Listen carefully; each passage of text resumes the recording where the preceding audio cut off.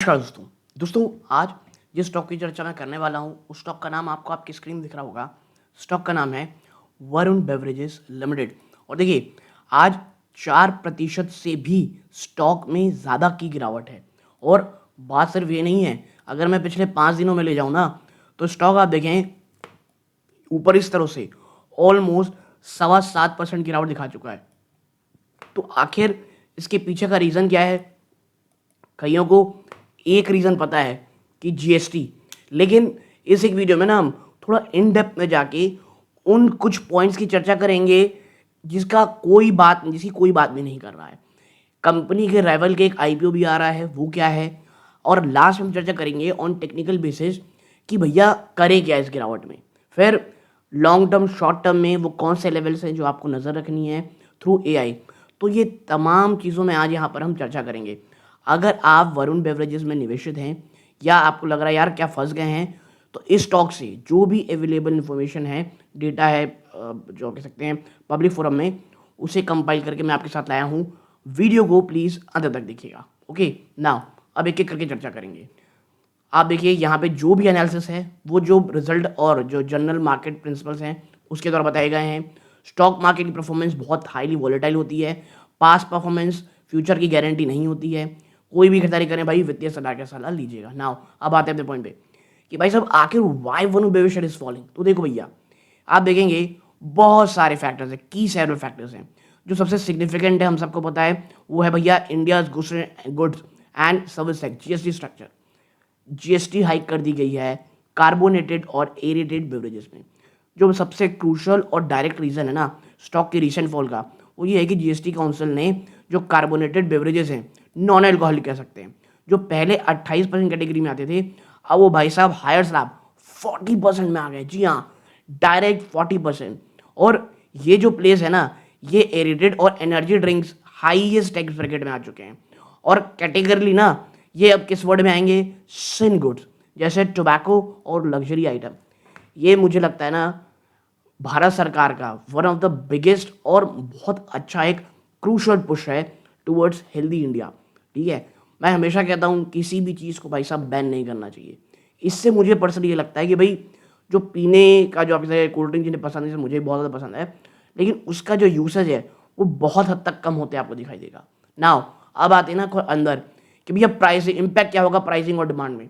तो जो substantial increase हो ना टैक्स में, वो जो मोस्ट पॉपुलर सॉफ्ट ड्रिंक्स है जिसमें पेप्सिको आता है, वरुण बेवरेज की बॉटल्स हैं और डिस्ट्रीब्यूट करता है, वो बहुत एक्सपेंसिव हो जाएंगी एंड कंज्यूमर के लिए।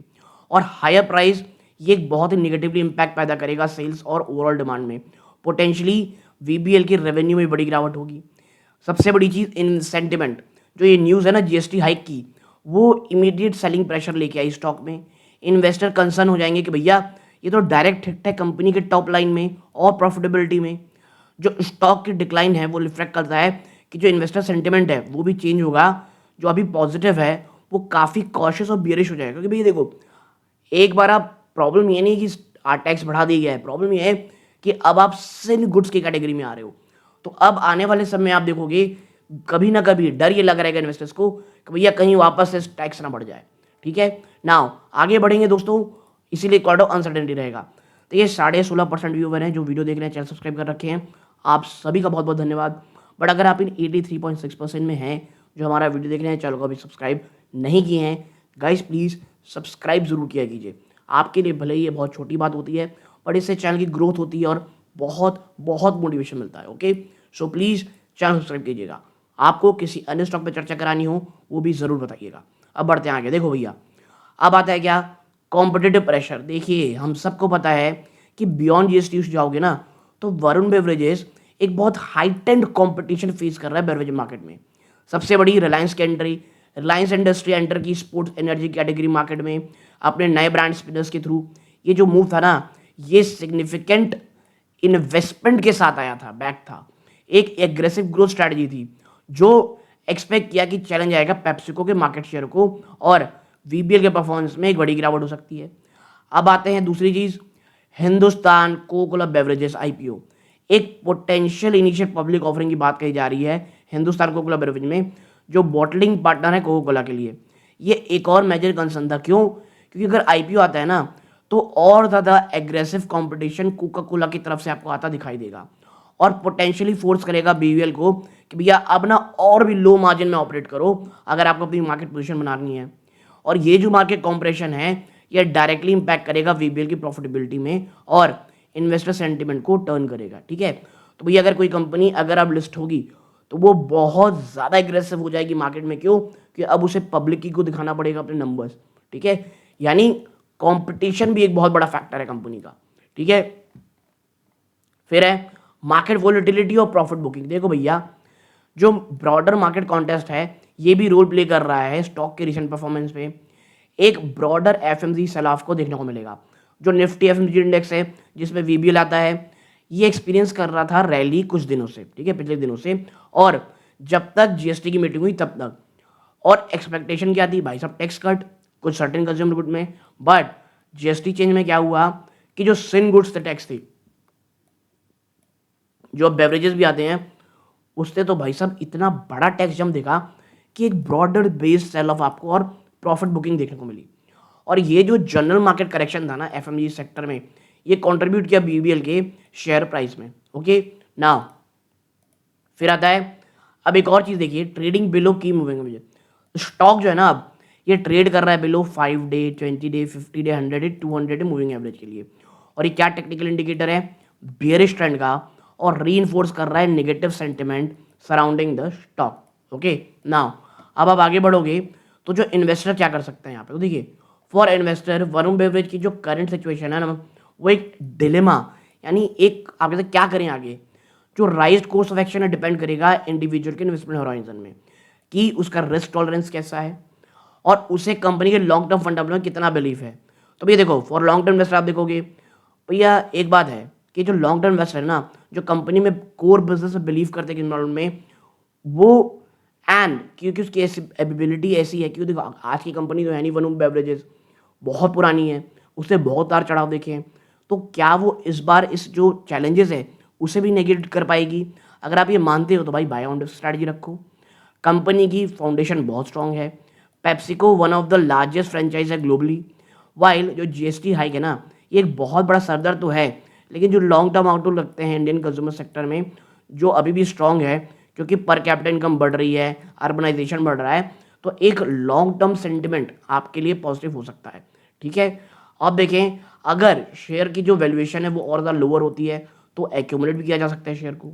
नाउ शॉर्ट टू मीडियम, देखो भैया वो इन्वेस्टर जो short to medium term horizon की बात कर रहे हैं ना उनको सबसे ज़्यादा कॉशियस रखना है, क्योंकि जो इमीडिएट आउटलुक है ना वो बहुत बेरिश है, चाहे वो जीएसटी इंपैक्ट हो, कंपटीशन बढ़ने के कारण हो, और वो एक चीज़ जिसकी चर्चा कम कर रहे हैं कि भैया स्टॉक का जो ट्रेंड है ना वो भी बहुत नेगेटिव हो चुका है।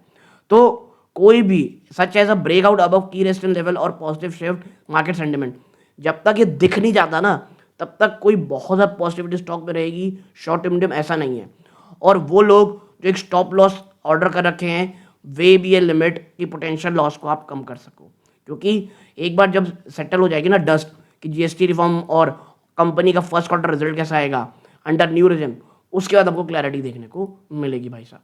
ठीक है, monitor fundamental regardless investment horizon, तो ये आप पॉज करके पढ़ सकते हैं। अब आते हैं टेक्निकल में। देखो भैया शॉर्ट टर्म 1 से 3 महीना अगर आपका व्यू है तो स्टॉक हर एक मूविंग एवरेज के नीचे ट्रेड कर रहा है। ठीक है, सपोर्ट लेवल की बात करोगे आप तो जो primary support short term support है ना वो 470 से 450 रुपये का है, और इसी के आसपास स्टॉक ट्रेड कर रहा है। 464 के आसपास बंद हुआ है, तो भाई साहब 450 के बीच एक बहुत बड़ा सपोर्ट जोन है।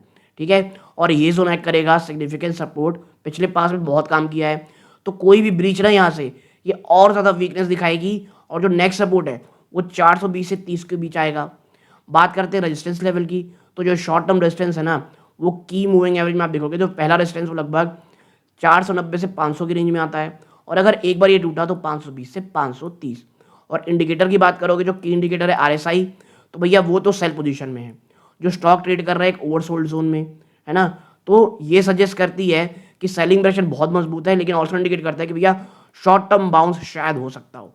एमएससीडी आप देखोगे तो ये भी एक नेगेटिव क्रॉसओवर दिखा रहा है और बेरिश आउटलुक दे रहा है। बात करें मीडियम टर्म आउटलुक की भाई 3 से 12 महीने जिनका है, तो भैया देखो ये ट्रेंड अभी भी बियरिश है। जैसे 440 450 440 एक सपोर्ट जोन है वो टूटता है 380 से 400 भी लेवल जा सकता है, और रेजिस्टेंस 520 से 540। ठीक है, तो ये शॉर्ट टू मिड टर्म के लिए रहा। और बहुत सारी चीज़ें 1 साल से प्लस का एवरेज, तो वो भी आप पॉज करके पढ़ सकते हैं। बट हाँ, प्राइमरी रीज़न क्या था, क्या चीज़ें हो सकती हैं, वो आप देखिए। प्राइम जो की सपोर्ट है वो 450 के बीच के है और रेजिस्टेंस 500 से 530 का है। ओके, तो मुझे ऐसा लगता है बहुत सारी चीज़ें हमने यहाँ चर्चा कर ली है। अगर आपको वीडियो अच्छा लगा तो लाइक करके चैनल सब्सक्राइब जरूर कीजिएगा। ये सूर्यकांत है। जय हिंद दोस्तों।